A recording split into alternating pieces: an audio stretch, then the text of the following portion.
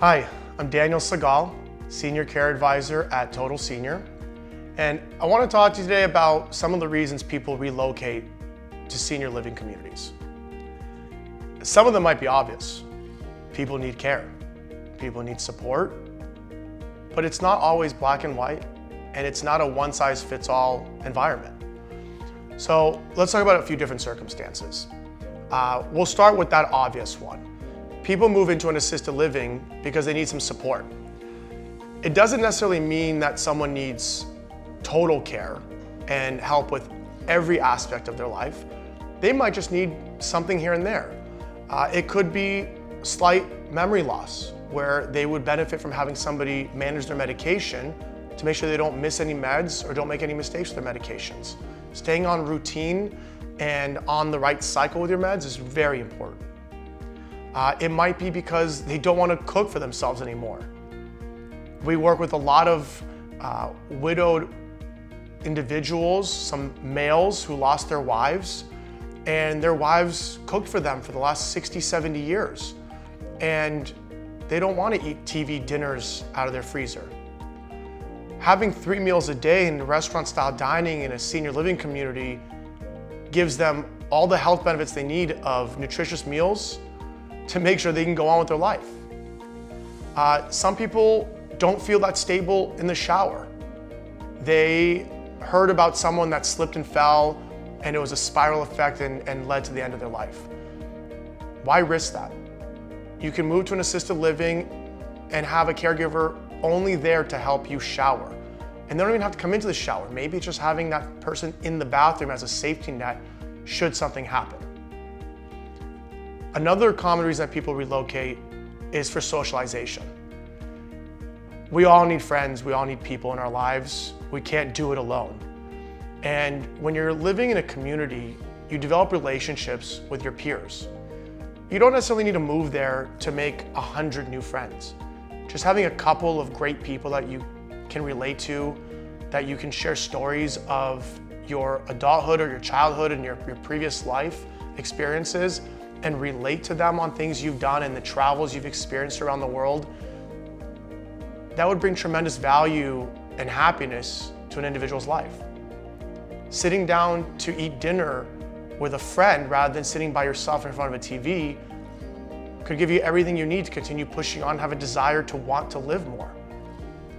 Having activities built in, whether it's movie nights in the movie theater, whether it's arts and crafts, whether it's a silver sneakers group that takes walks around the community. Maybe it's a film club. Maybe it's a guest lecturer that comes in and talks about some interesting topic. These all contribute to quality of life. One of the other scenarios we see play out often is married couples relocated to assisted livings in order to prepare for what may come in the future. Here's what that means. Typically, one spouse survives the other.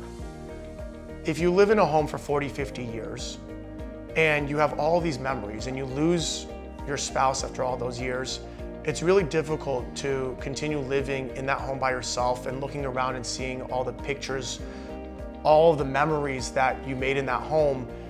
There's a huge emotional aspect to going through that experience in that empty house. When you move as a couple to an assisted living or a senior living community, you develop relationships, but more importantly, you develop a support system. And when you do lose your spouse, you have friends, you have community around you. You have people that will support you and that can relate to you and help you get through the emotions that you're going through. And you'll continue to push on with a desire and a thirst to live your life to the best of your ability. Don't underestimate the power of friends and community around you. Other communities serve other purposes.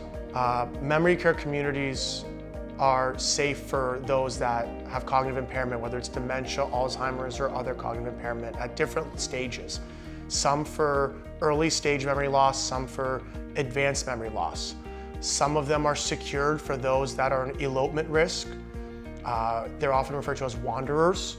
and you don't want to risk your loved one walking out onto the street, getting lost and not finding their way back. The worst phone call you can get is having the police call you that they found your mom, dad, aunt, uncle, your loved one on the street and they didn't know how to get back home.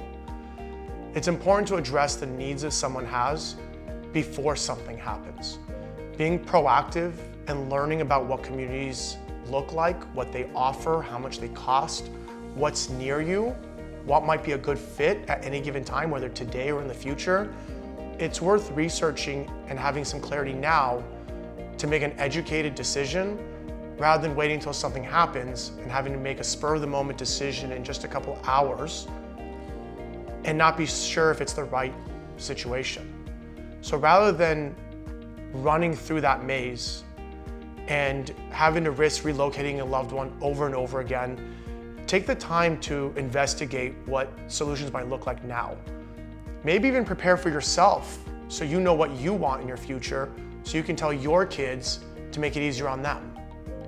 Regardless of what the situation might look like, let's have a conversation about it.